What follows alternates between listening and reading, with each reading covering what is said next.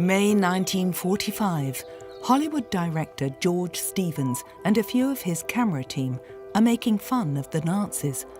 Adolf Hitler is dead and the Wehrmacht has finally been defeated. A bit of tomfoolery, perhaps to blot out memories of the horrors of Dachau. Stevens is in no hurry to return to Hollywood. He is determined to document the end of the Nazi regime as accurately as possible. Consequently, he and his team have also come to Berchtesgaden. Stevens has been given permission to film on the Obersalzberg, Hitler's private refuge high above the town.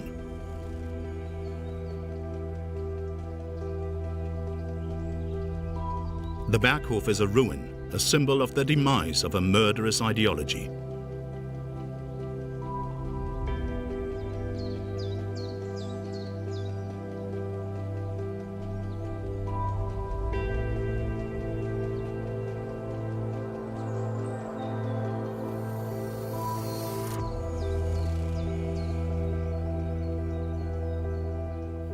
From the Obersalzberg, Stevens travelled to nearby Austria, first to Salzburg and then on to Innsbruck, sightseeing in a country which had willingly thrown itself into the arms of the Nazis. The small camera team also drove to the Brenner Pass, on the border with Italy and South Tyrol.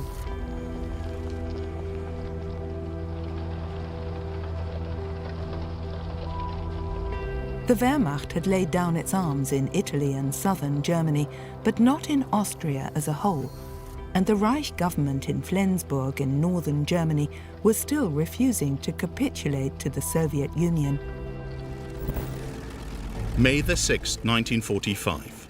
On behalf of Admiral Dönitz, Colonel General Alfred Jodl had flown to Reims in France to sign the declaration of the unconditional surrender of Nazi Germany. Kirk B. Lawton, Eisenhower's man for photojournalism in World War II, documented this major event in world history with his amateur camera. Jodl still had hopes of securing a separate armistice with the Western Allies. Negotiations in the Allied headquarters were deadlocked for hours.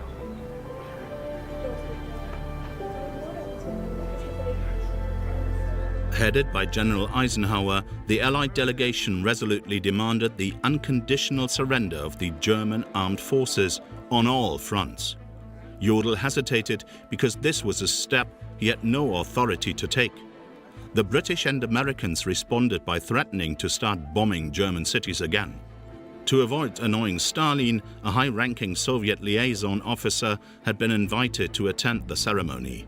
It was only after midnight that the German delegation received a telegram from Dönitz saying that Jodl was allowed to sign. At 2:39 a.m. on May the 7th, 1945, US General Walter Bedell Smith, Soviet General Ivan Suslaparov, and, as a witness, French Major General François Sévé all signed the capitulation document.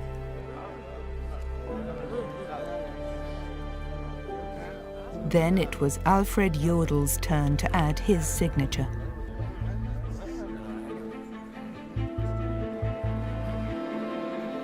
Then the Commander-in-Chief of the Allied Expeditionary Force, Dwight D. Eisenhower, announced that as of 23:01 hours, Central European time, on May the 8th, 1945, the war would be over. We, the undersigned, acting by authority of the German High Command, hereby surrender unconditionally to the Supreme Commander, Allied Expeditionary Force, and simultaneously to the Soviet High Command, all forces on land, sea, and in the air who are at this date under German control.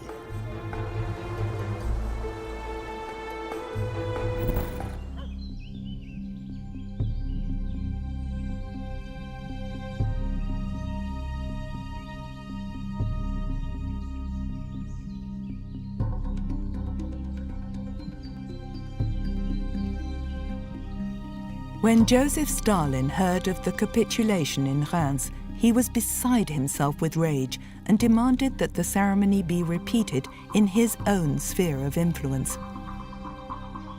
But the news from Reims had already been made public. As a result, most German soldiers surrendered voluntarily, if possible to the Americans. On May the 7th, a cameraman with Special Film Project 186 took these pictures somewhere in southeast Germany.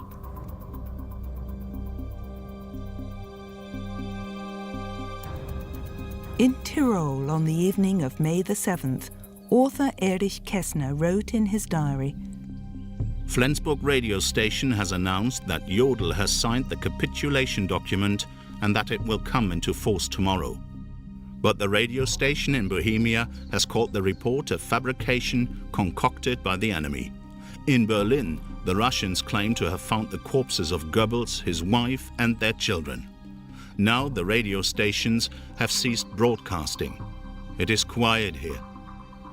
The only sound is that of cockchafers, those little armored insects flying headfirst into the illuminated window.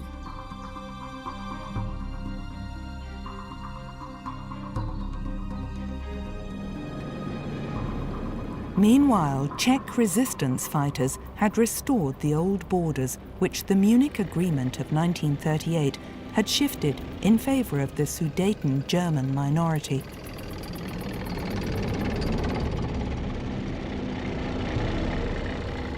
Over the past 2 weeks, US General George S. Patton had advanced 30 to 40 kilometers a day, an almost incredible rate of progress.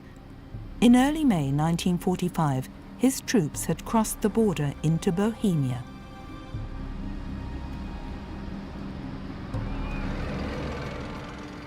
On May the 6th, American units liberated the city of Pilsen. The next day, the GI's arrival turned into a rousing victory parade.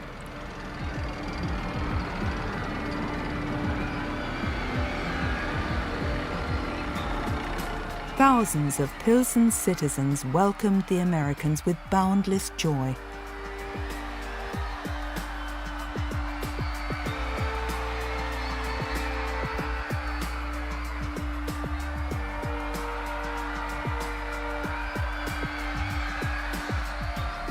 It was the first time cameramen with Special Film Project 186 had been able to film scenes of jubilation.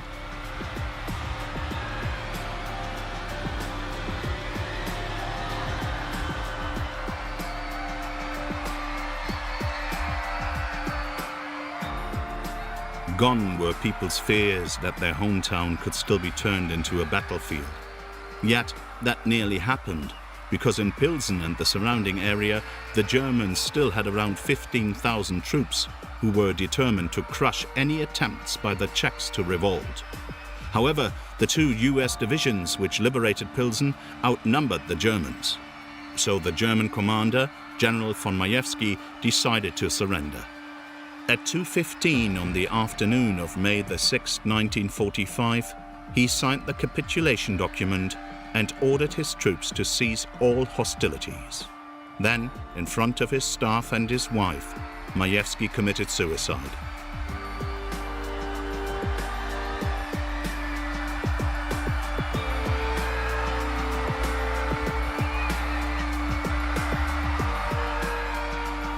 The American liberators remained in Pilsen for 7 months.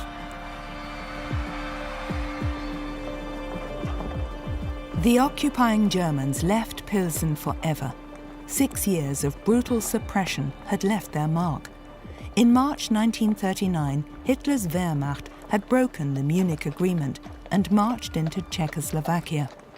As part of the Protectorate of Bohemia and Moravia, for years the people of Pilsen, too, were at the mercy of German despotism and terror. Around 3,000 Jewish citizens were deported to concentration camps.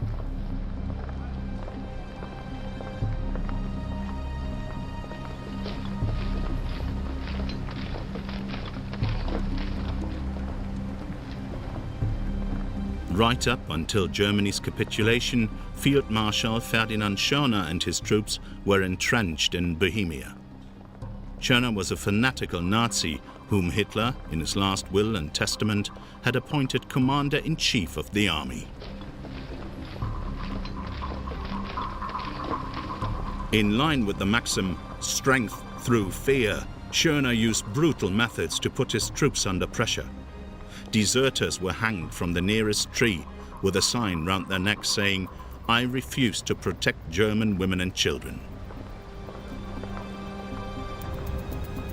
Propaganda Minister Joseph Goebbels commented on this attitude as late as March 1945. Such methods have an impact, of course. At any rate, every soldier in Schörner's combat area knows that he can die at the front and will die at the rear. The German prisoners of war were escorted out of town by Czech resistance fighters. Things weren't always as amicable as these pictures taken by a US Air Force cameraman suggest.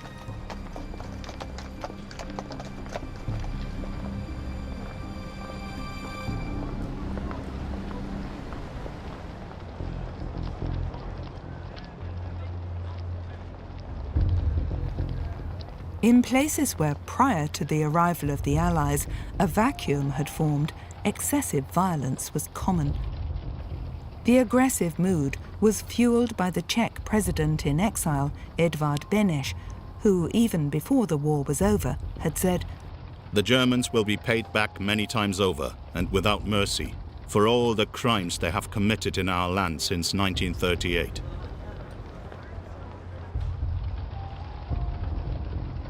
The Americans came across the victims of acts of vengeance time and again.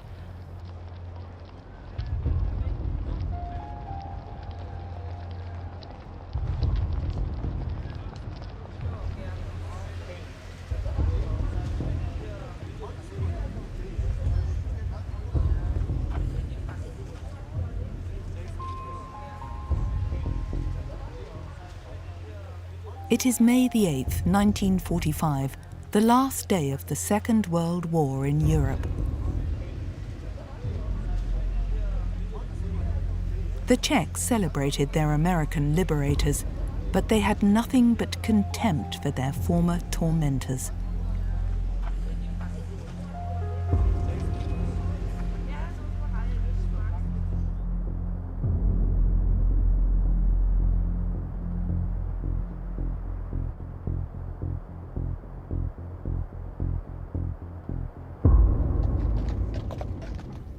The bodies were carted away and buried somewhere.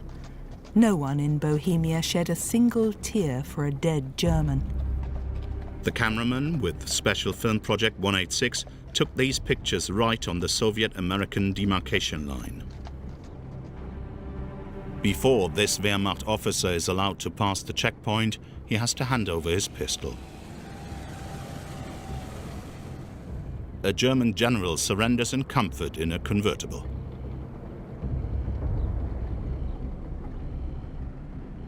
A US military policeman then drives him to a special prisoner of war camp for high-ranking officers.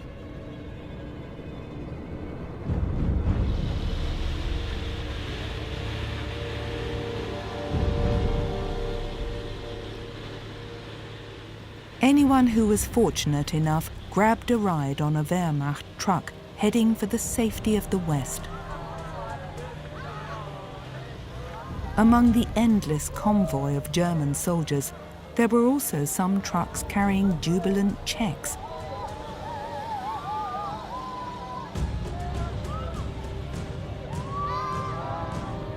At 12:30 on May the 8th, 1945, Reich President Karl Dönitz spoke to the nation on the radio.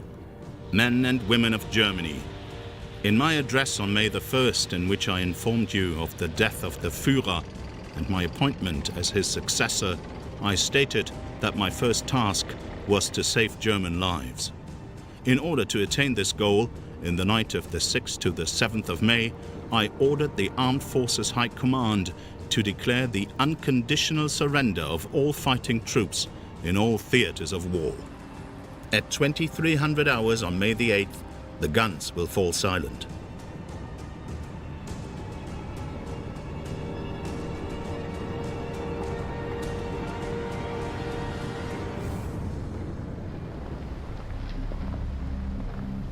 most of the defeated German soldiers had to make their way into captivity on foot. This is how one soldier remembered May the 8th, 1945. We were really frightened. All we could think about was what awaited us over the next few days. What would happen to us in Czechoslovakia, surrounded as we were with no way out? Then suddenly the war was over. The new Führer of what was left of the Reich, Grand Admiral Karl Dönitz, announced the unconditional surrender of the Reich and the Wehrmacht. At long last the war was over. Years of destroying human lives and property were over. But what would become of us Germans now?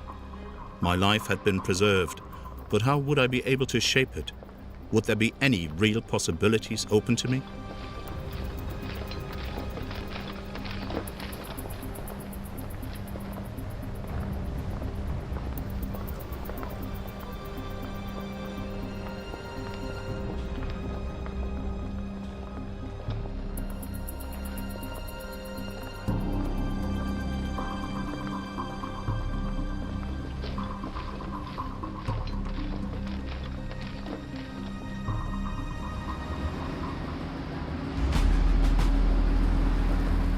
On May the 8th, US President Harry S. Truman addressed his nation on the radio.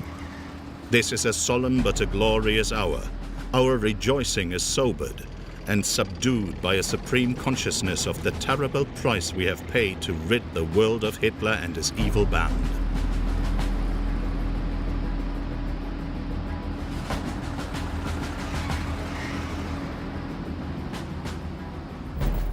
The rats were leaving the sinking ship. On May the 8th, 1945, in Kitzingen near Würzburg, a German war hero allowed himself to be filmed by a cameraman with Special Film Project 186. Together with his squadron, fighter and bomber pilot Hans Ulrich Rudel had flown out of Bohemia to surrender to the Americans.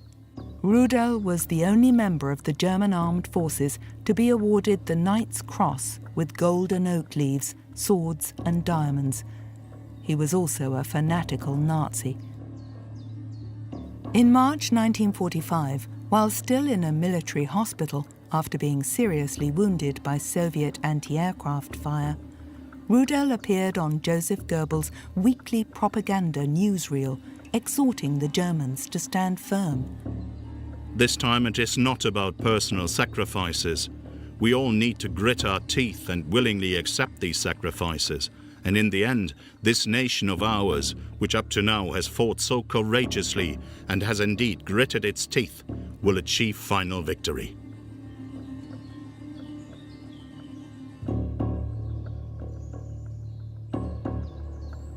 Rudel presented himself to his American hosts as a cultivated individual who, as a soldier, had merely been doing his duty. Rudel spent nearly a year in American captivity. After he was released, he first set up a haulage company. But in 1948, he fled via the Rat Line to South America. In Argentina, Rudel set up a relief organization for Nazi war criminals and maintained close contact with fascists from Italy and Croatia who were being searched for worldwide.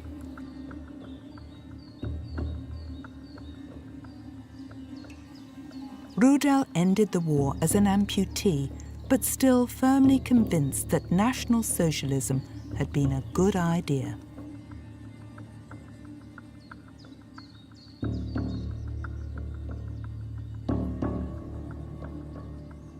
In this respect, he was totally in agreement with Lieutenant General Adolf Galland, who, like Rudel, was a highly decorated fighter pilot. After his release from American captivity, Galland also went to Argentina, where he acted as advisor to President Juan Perón's Air Force.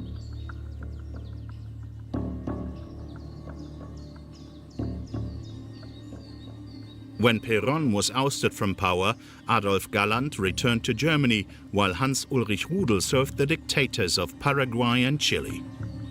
In Chile, he occasionally resided in the notorious Colonia Dignidad torture commune. For the rest of his life, Rudel maintained close contact with the neo-Nazi scene in Germany. The funeral of the Nazi war hero in 1982 turned into a macabre showpiece. Old comrades bade farewell with the Hitler salute. German Air Force jets made a low-level pass over the cemetery, and the mourners sang all three verses of the German national anthem.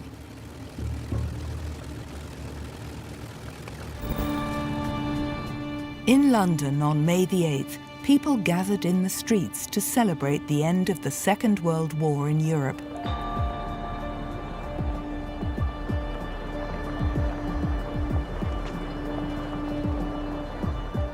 In his memoirs, British Prime Minister Winston Churchill wrote, "The unconditional surrender of our enemies was the signal for the greatest outburst of joy in the history of mankind. The Second World War had indeed been fought to the bitter end in Europe. The vanquished as well as the victors felt inexpressible relief. Weary and worn, impoverished but undaunted, and now triumphant, we had a moment that was sublime. We thanked God for the greatest of his blessings, the feeling that we had done our duty."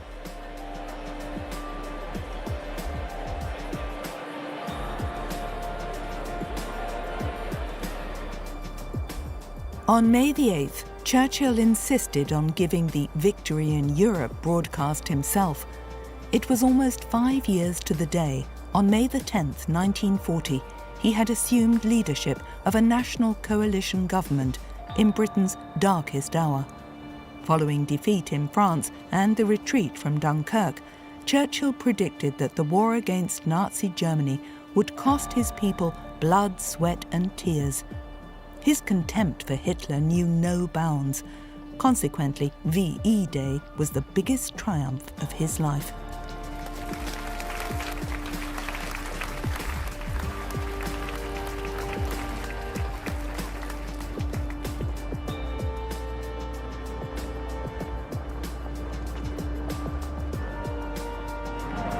As Churchill drove through London, the crowds cheered him. But barely 2 months later, he suffered a bitter defeat at the hands of the British electorate. It cost Churchill the office of Prime Minister.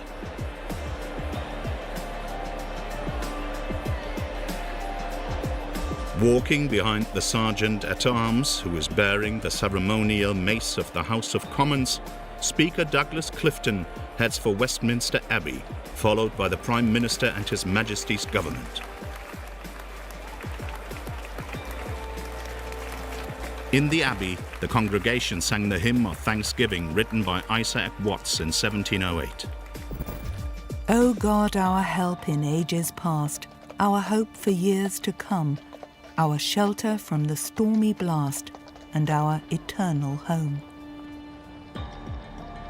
The first to leave the Abbey after the service was the royal family. King George VI and Queen Elizabeth, and their daughters, Princesses Elizabeth and Margaret. Plans had been put forward for the royal family to be evacuated to Canada. But first and foremost, it was the Queen who totally rejected the idea. The children won't go without me. I won't leave the king, and the king will never leave. The King and Queen remained in London throughout the war, actively giving comfort and encouragement to people, especially during the Blitz.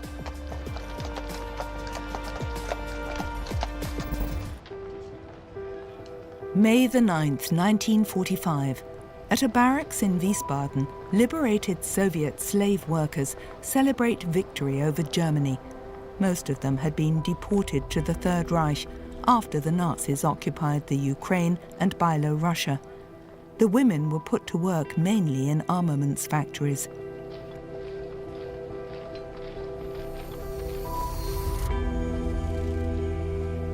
For all Soviet citizens, the 9th of May was the day of liberation from Nazi fascism.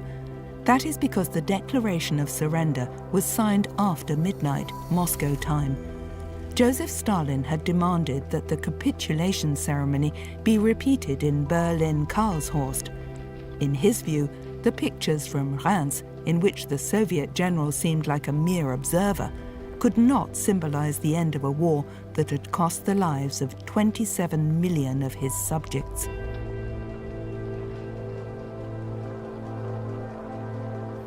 On May the 9th, a camera team with Special Film Projects 186 took this footage of the victory celebrations in Wiesbaden, at which a statement by the Soviet dictator was read out.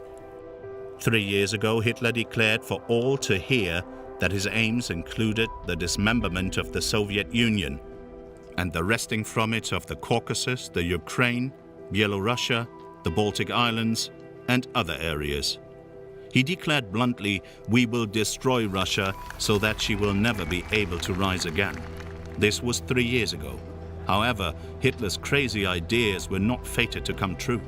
The progress of the war scattered them to the winds. In actual fact, the direct opposite of the Hitlerese ravings has taken place. Germany is utterly defeated. The German troops are surrendering. The Soviet Union is celebrating victory, although it does not intend either to dismember or to destroy Germany.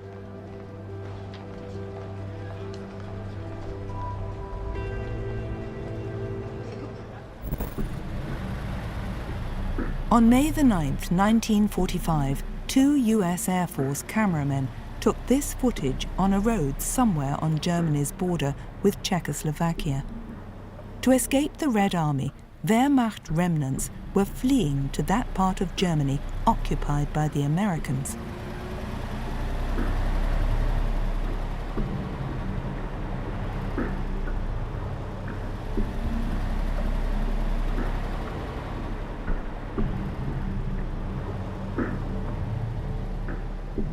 Their supreme commander, Field Marshal Friedrich Schörner, had long since left his troops in the lurch and absconded. On May the 9th, dressed in civilian clothes and with several thousand marks from government coffers in his possession, he had flown in a Fieseler Storch to Austria, where a short time later he was arrested by the Americans.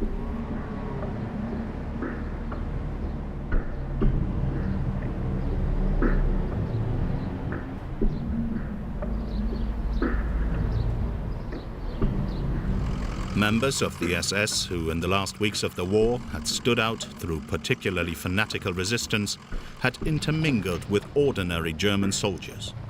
Heinrich Himmler's henchmen obviously felt safe in the midst of a stream of soldiers, nurses, and civilian employees flooding back to Germany.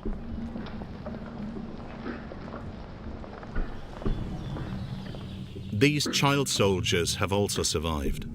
Some Germans were immaculately dressed when they surrendered to the Americans. Exuding self-confidence, this lieutenant colonel with the Waffen-SS presented himself to the Americans as an adversary on an equal footing.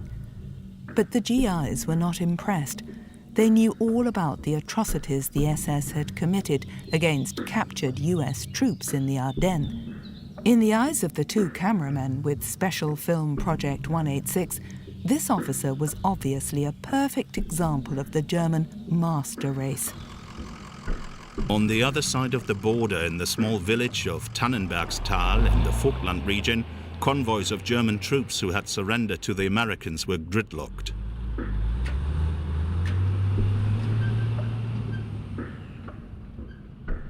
Just as the Supreme Command of the Wehrmacht had demanded, the soldiers laid down their arms in a sorted and orderly fashion.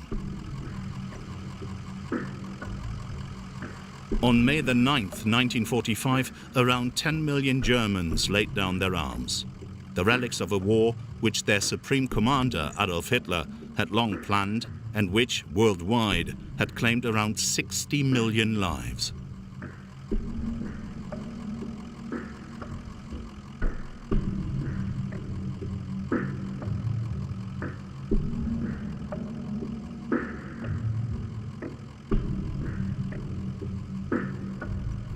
Not a single high-ranking Wehrmacht officer felt the need to ignore Hitler's insane orders and prevent the slaughter of the last few weeks of the war. Even after the Führer had committed suicide, the fighting still continued. Thus, in the final week of the Second World War, 95,000 German soldiers met a senseless end.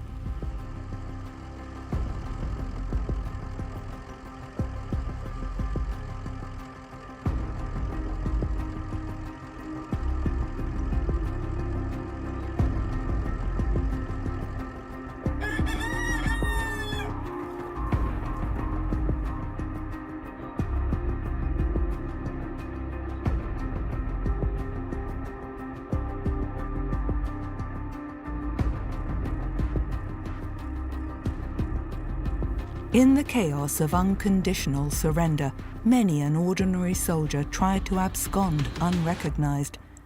In Tyrol on May 10, 1945, Erich Kästner described scenes in his diary that occurred in so many places.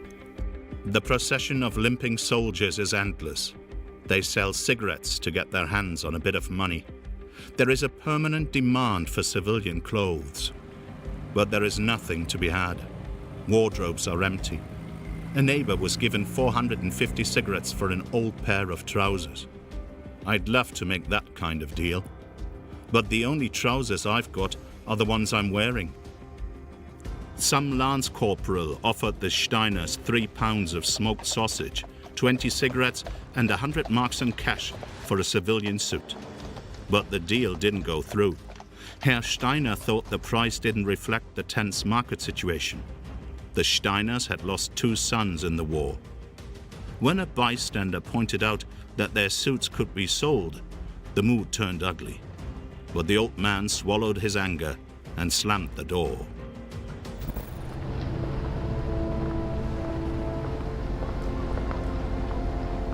May 14, 1945, a week after Nazi Germany's unconditional surrender, a camera team with Special Film Project 186 was filming in Augsburg. By now, people here too had resigned themselves to the fact that the Nazi Reich was gone and were coming to terms with their new masters. The city had surrendered peacefully to the Americans on April 28, 1945. The people of Augsburg were relieved that the war had come to an end in their city without bloodshed. One inhabitant remembered later, "You had this double feeling of being defeated yet at the same time liberated. Defeat had to come. You could almost touch it. But only very slowly did we realize what being liberated really meant."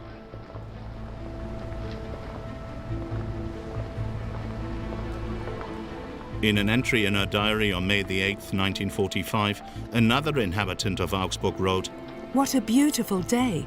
Nature is fresh and young. The sun is shining and the sky is blue. You would think that a day like this would be full of jubilation and sound, that people would be laughing and weeping for joy, and that the bells would be ringing, because today the word peace is on everyone's lips. Peace in our land, something we almost dreamt of for 6 long years of war."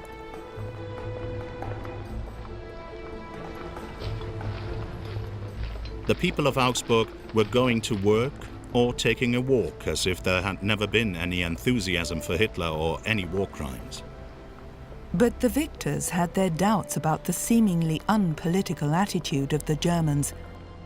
They asked awkward questions. Who had been a member of the Nazi Party? Who had stood by as Hitler's crimes were committed? And who bore personal guilt? General Eisenhower's Proclamation No. 1 stated, "We come as conquerors but not as oppressors. We shall obliterate Nazism and German militarism.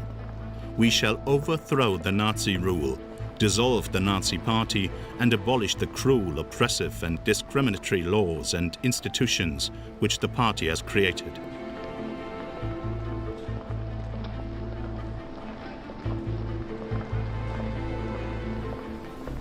The Americans had precise ideas on how the Germans were to organize their future. The US occupying forces came with well-prepared plans for the structure of administrative bodies, political parties, and cultural life in this new freedom, with everything based on the model of Western democracies.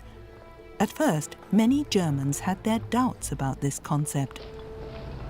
People preferred to focus more on their everyday lives than on reappraising their country's Nazi past. Many suppressed the guilt issue.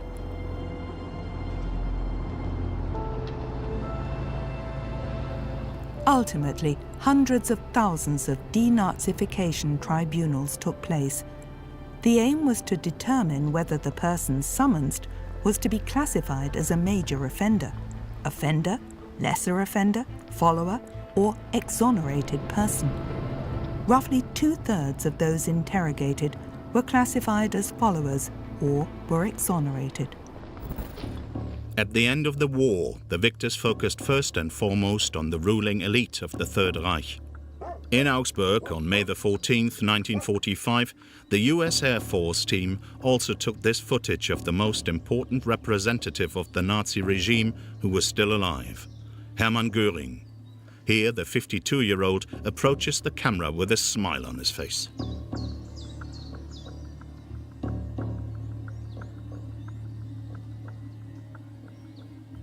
The dazzling Reichsmarschall had long been Hitler's deputy, but just before the end of the war, the Nazi leader had removed Göring from all his positions.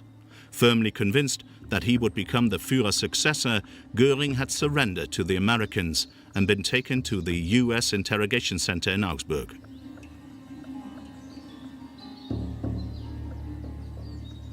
After his arrest, Göring is said to have claimed that war was like a football match. At the end, the loser shakes the winner's hand and all is forgotten. With charm and cunning, the prominent prisoner obviously wanted to evade responsibility. Following an improvised press conference, author Klaus Mann, who was working in defeated Germany as an American reporter, had this to say about Göring. You can't even say that he looked particularly unsympathetic. Rather the opposite, in fact. Admittedly, his face did display a certain brutality. And there was often a really evil glint in his eye. His overall appearance was that of a condottieri, someone who, despite all the cruelty he exuded, still had a touch of joviality about him.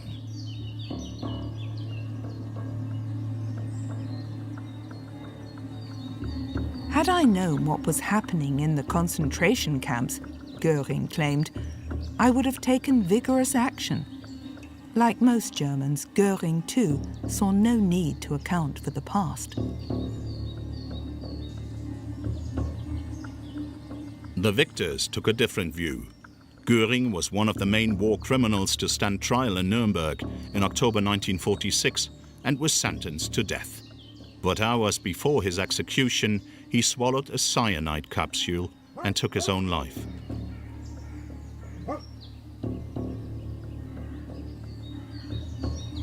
The main thing, he is said to have commented, is that for 12 years I had a good life.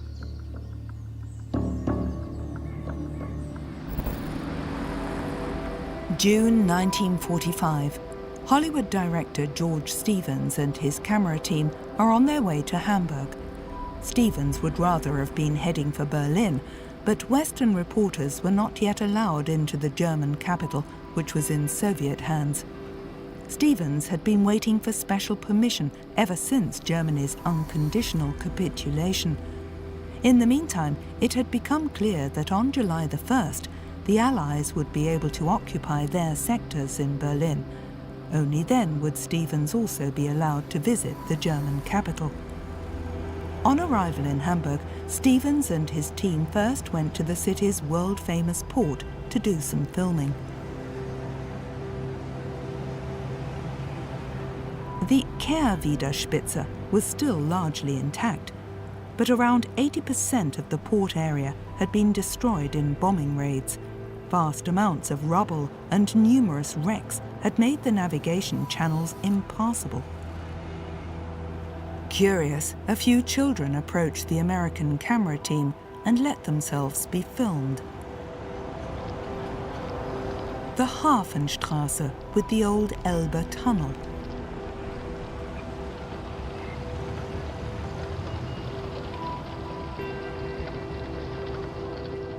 In 1943, that Hamburg became the target of devastating bombing raids, which also completely destroyed the city center.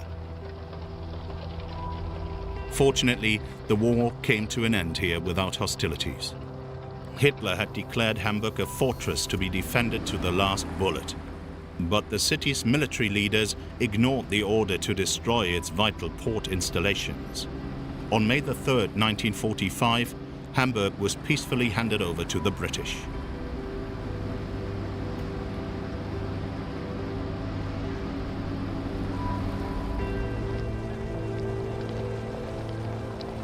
Stevens toured the wasteland in his jeep. In Operation Gomorrah, which the Allies mounted in late July 1943, hundreds of thousands of incendiaries caused firestorms of untold ferocity, which claimed 34,000 lives.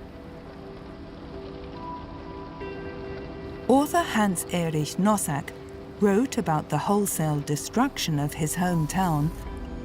Someone might think that it is hard to stand where you had lived for many years, and where there is now nothing, that you would perhaps sigh or sob. But it is not hard, simply incomprehensible. So incomprehensible that you cannot weigh it. Indeed, that weight is so appallingly heavy, it is almost impossible to describe. Having a roof over their head, a home, and enough food to keep their families alive was the very minimum of security that people in occupied Germany now wished for.